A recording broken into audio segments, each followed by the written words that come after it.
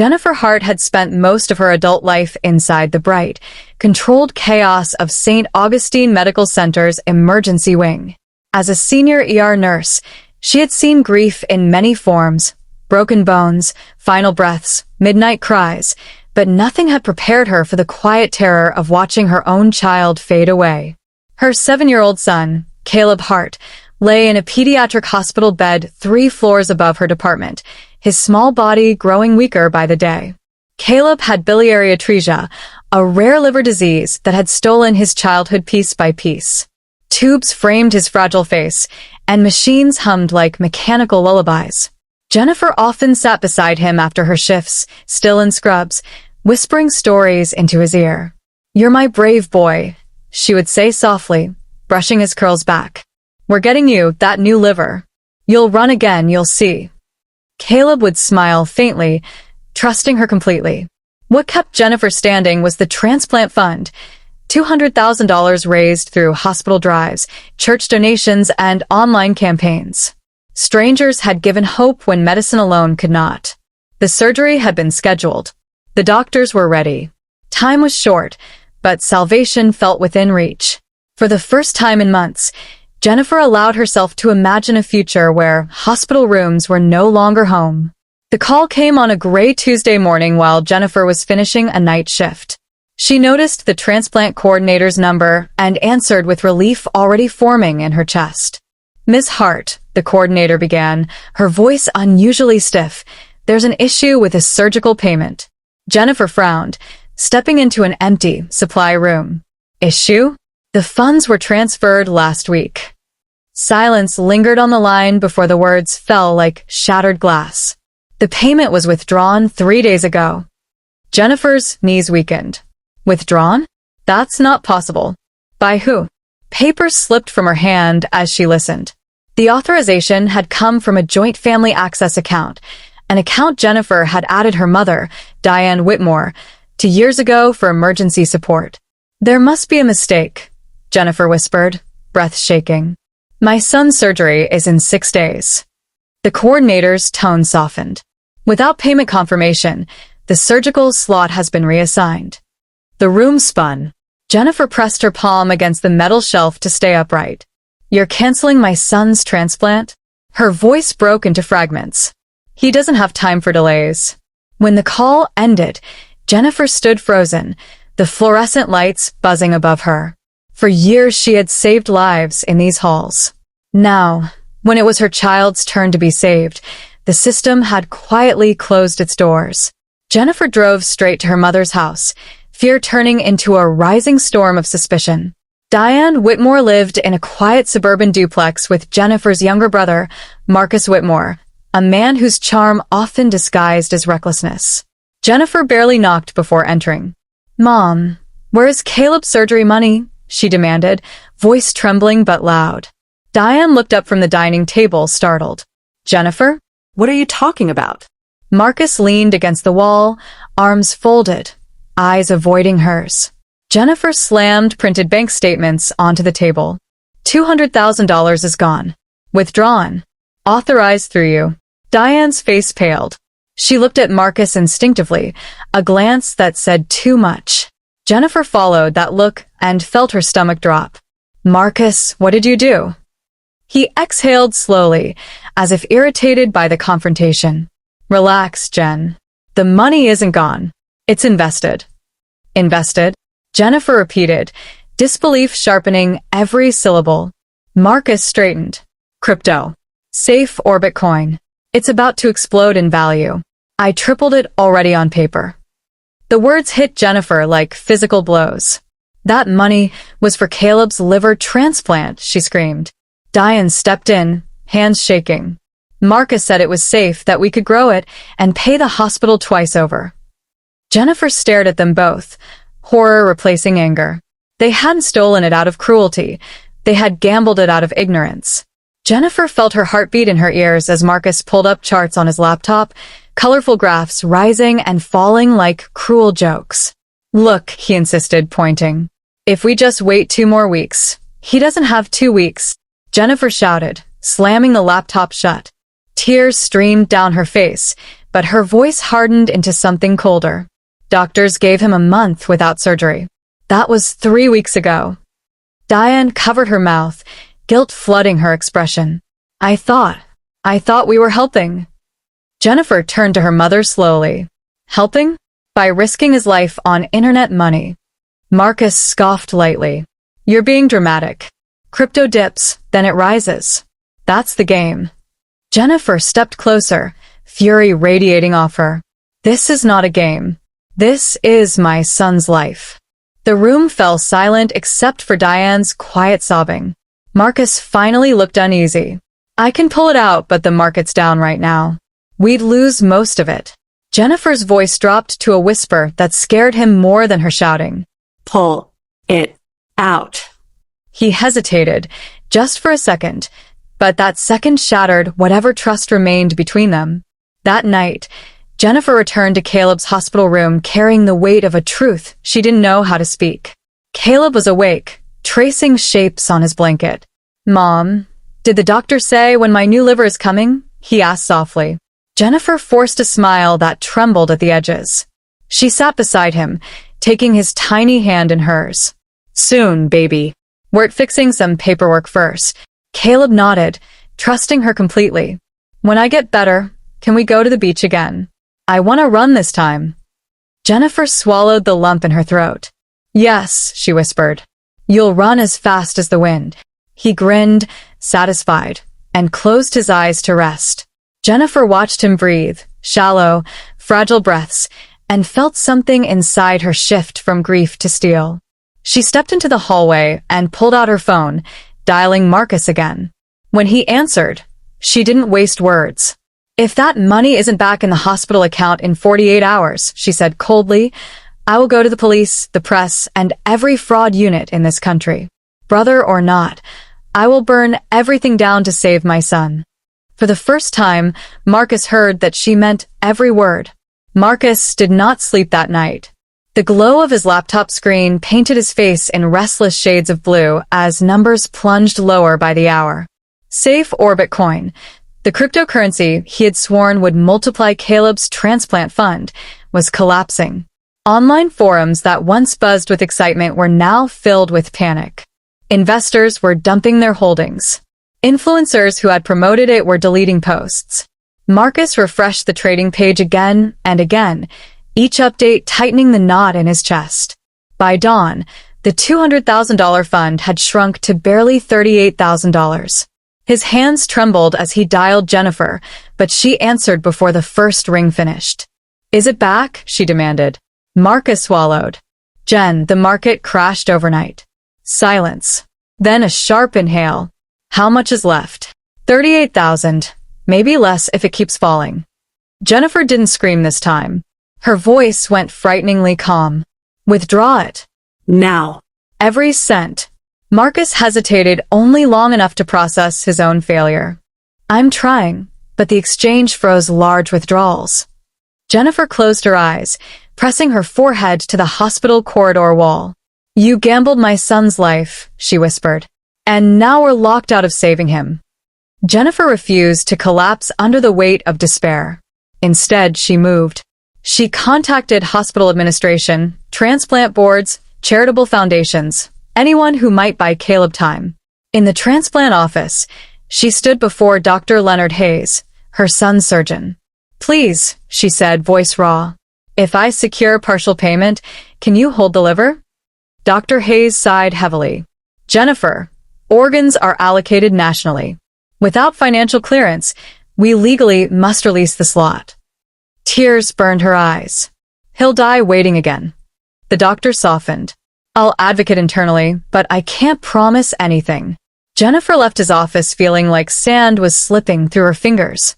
That evening she launched another emergency fundraiser video from Caleb's bedside. Her uniform was wrinkled, her eyes swollen, but her voice was steady. My name is Jennifer Hart. My son has weeks to live.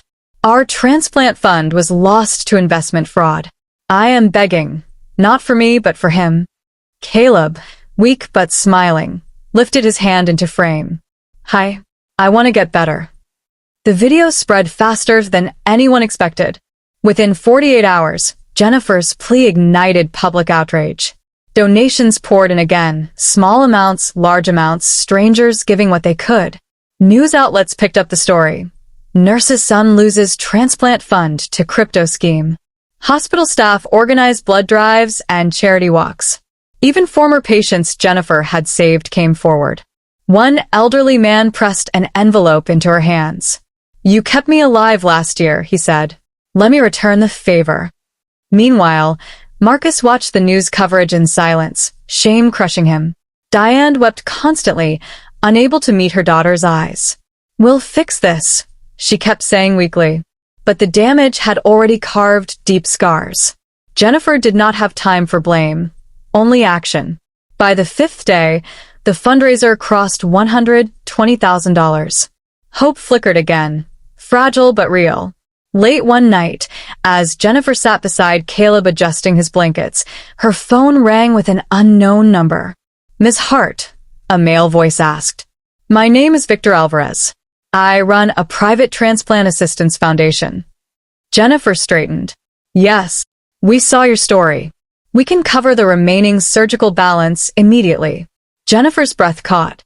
"Why would you do that?" Victor replied gently.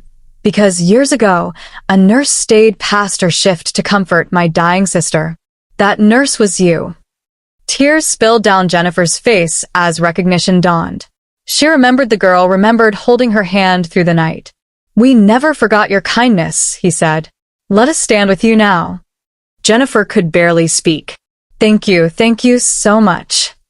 With Victor's foundation wiring the remaining funds and the emergency donations clearing, the hospital reinstated Caleb's transplant slot. Jennifer nearly collapsed from relief when Dr. Hayes confirmed it. "Surgery is scheduled for Friday morning," he said. Jennifer rushed to Caleb's room, breathless, but smiling through tears. "You're getting your new liver, baby." Caleb's tired eyes lit up. "Really?" She nodded, kissing his forehead. "Really?" He whispered, "I knew you'd fix it, Mom." But even as hope returned, fear lingered. Transplant surgery was dangerous, and Caleb was already weak. Jennifer spent the night before surgery sitting beside him, singing the lullabies she used when he was a toddler. Surgery day arrived wrapped in sterile light and suffocating anxiety. Nurses wheeled Caleb toward the operating theater while Jennifer walked beside him, gripping his hand until the doors forced her to let go. "I love you," she whispered. "Love you more," he replied faintly. Then the doors closed. Hours passed like years. Jennifer sat in the waiting room, unmoving, replaying every moment of his life, his first steps, his laughter, the day he got sick. Diane and Marcus arrived quietly, standing at a distance. Marcus finally spoke. "Jen, I'm so sorry." Jennifer didn't look at him. "Pray," she said simply. "That's all that matters now." After nearly 10 hours, Dr. Hayes emerged still in surgical scrubs. Jennifer shot to her feet, heart hammering. The doctor removed his mask slowly. For one terrifying second, his expression was unreadable. Then he smiled. The transplant was successful. Jennifer's legs buckled as sobs tore from her chest. Diane cried openly. Marcus covered his face, overcome with relief and guilt. "He's in recovery," the doctor continued. "The next 72 hours are critical, but the liver is functioning." Jennifer whispered through tears, "Thank you for saving my son." Dr. Hayes shook his head gently. "You saved him. You never gave up." Recovery was slow but steady. Color returned to Caleb's cheeks. His eyes grew brighter each day. One afternoon he asked, "Mom, did the new liver come with superpowers?" Jennifer laughed for the first time in months. "Yes." "Extra strength and double hugs." He grinned. Across the room, Marcus watched quietly before approaching Jennifer. "I liquidated everything I own," he said. "Cars, investments. I'm repaying the fundraisers." Jennifer studied him. "You can't undo what happened." "I know," he said, "but I'll spend my life trying to make it right." She didn't forgive him then, but she didn't turn away either. Weeks later, Caleb took his first steps outside the hospital, sunlight warming his face. Jennifer held his hand as he walked slowly along the garden path. Diane stood nearby, tears of gratitude streaming down her cheeks. "He's alive," she whispered. Jennifer nodded, emotion thick in her throat. Reporters who had followed the story requested interviews, but Jennifer declined most of them. She chose instead to partner with Victor's Foundation, advocating for transplant families and warning them about financial exploitation and crypto fraud. "If sharing our pain saves even one child," she said, "then it matters." Months later, Jennifer and Caleb finally stood on a quiet beach at sunrise, the same beach he had dreamed about from his hospital bed. Caleb ran along the shoreline, laughter carried by the wind. Jennifer watched him, arms folded against the breeze, tears shining but peaceful now. Marcus approached slowly from behind. "He's fast," he said softly. Jennifer nodded. "He fought hard to live." There was a long pause before she added, "Don't waste the second chance he was given." Marcus swallowed. "I won't," as Caleb ran back toward her shouting, "Mom, watch me." Jennifer dropped to her knees and caught him in her arms. She held him tightly, breathing in the miracle of his survival. The nightmare of betrayal, loss, and fear had scarred them all, but it had also revealed the power of strangers, forgiveness, and a mother's relentless love. And as the sun rose over the ocean, Jennifer knew one truth with absolute certainty. She would never again let hope rest in anyone's hands but her own. Life did not instantly return to normal after Caleb's recovery. Healing, Jennifer learned, was not only physical, it was emotional, financial, and deeply relational. Though her son was gaining strength, the shadow of what had happened lingered in quiet moments. One evening, as she sorted medical bills at the kitchen table, Caleb approached her holding a drawing. It showed 3 stick figures on a beach, him, Jennifer, and a much smaller figure standing farther away. "That's Uncle Marcus," Caleb explained innocently. Jennifer paused. "Why is he so far back?" Caleb shrugged. "'Cause you're still mad at him." The simple honesty of a child pierced deeper than any accusation. Later that night, Jennifer stepped onto the porch where Marcus was fixing a broken railing, something he had been doing around the house ever since the surgery, quietly trying to help without being asked. "You don't have to keep doing repairs to earn forgiveness," she said. Marcus wiped his hands nervously. "I know. I just don't know how else to show I'm sorry." Jennifer leaned against the post, studying him. "You nearly cost Caleb his life." "I know," he whispered, voice cracking. "And I'll carry that forever." Jennifer exhaled slowly. Then carry it by becoming better, not by drowning in guilt. It wasn't full forgiveness, but it was the first bridge laid across the wreckage between them. Months passed, and Jennifer's advocacy work began gaining national attention. She spoke at hospitals, charity galas, and financial literacy seminars, telling Caleb's story not as a tale of victimhood, but as a warning wrapped in hope. At one conference, she stood behind a podium facing a packed hall. "Desperation makes families vulnerable," she said steadily. "We trust the people closest to us, sometimes blindly. But when it comes to life-saving medical funds, transparency must be absolute." After her speech, a young mother approached her in tears. "Your story stopped my husband from investing our daughter's surgery fund in crypto," she said. Jennifer hugged her tightly, realizing the ripple effect of her pain was saving other children. At home, Caleb was thriving, back in school, playing lightly, laughing loudly. One afternoon, he burst through the door shouting, "Mom, I ran the whole playground lap." Jennifer dropped what she was holding and pulled him into her arms. Each milestone, every run, every laugh felt like stolen treasure returned. On the first anniversary of Caleb's transplant, Jennifer organized a small beach gathering, not for media, not for charity, but for gratitude. The people who had carried them through the storm stood together. Dr. Hayes, Victor Alvarez, nurses, donors, even neighbors who had prayed from afar. As the sun dipped low, Caleb released a lantern into the sky. "This is for my old liver," he said solemnly, "and for the kid who gave me a new one." The adults fell silent at the purity of his words. Jennifer knelt beside him, emotions swelling in her chest. Marcus stood nearby, quieter than ever, but present, rebuilding trust one day at a time. Diane held Jennifer's hand tightly, tears of both regret and relief glistening. As the lantern rose higher, Jennifer looked around at the circle of lives intertwined with hers. Betrayal had nearly destroyed her family. Fraud had nearly stolen her son. But compassion, from strangers and from the broken pieces of her own family, had rebuilt what seemed lost. She kissed Caleb's forehead as he leaned into her side. "We made it, Mom," he whispered. Jennifer smiled through tears, watching the lantern disappear into the darkening sky. "Yes, we did," she said softly, knowing that while scars remained, their story no longer belonged to tragedy, but to survival, redemption, and unbreakable love.